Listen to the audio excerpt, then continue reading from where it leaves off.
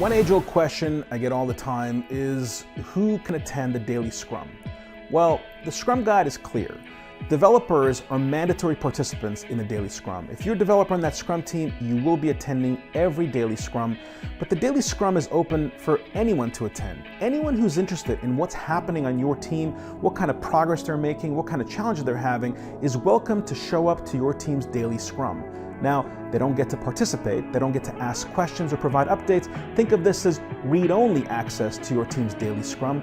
But imagine that Mary is a QA manager and she's got a person or two who work for her on that Scrum team of yours, and she wants to know what's happening.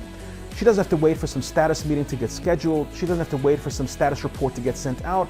All she needs to do is tomorrow morning at 9 a.m., show up, dial in, zoom in to that team's Scrum, and she will hear in real time, direct from the source, unfiltered, exactly what people are working on, exactly what kind of challenges they're having, exactly what they're choosing to focus on at any given moment in time, and she'll get all of that in 15 minutes or less.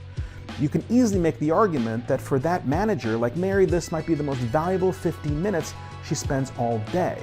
And so the daily Scrum is about creating visibility, it's about creating openness, it's about providing transparency, and as Scrum Masters, our responsibility is to increase visibility and transparency, and so we want these stakeholders to attend.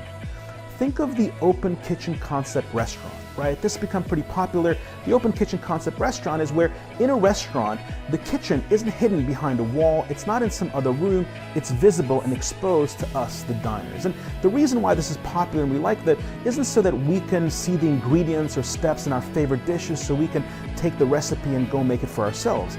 The reason why we like it is because we get to see how those people in the kitchen handle food.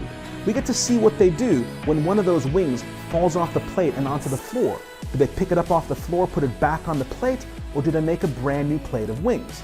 Even if it's not your plate of wings, even if you don't eat wings, the fact that you can see how they handled that order, that plate of food, instills you with some confidence as to how they might handle yours. If they do the right thing on that dish, you feel like they're more likely to do the right thing on yours. And so with increased transparency and visibility that the organization has in your team, the more confidence and trust that your team earns.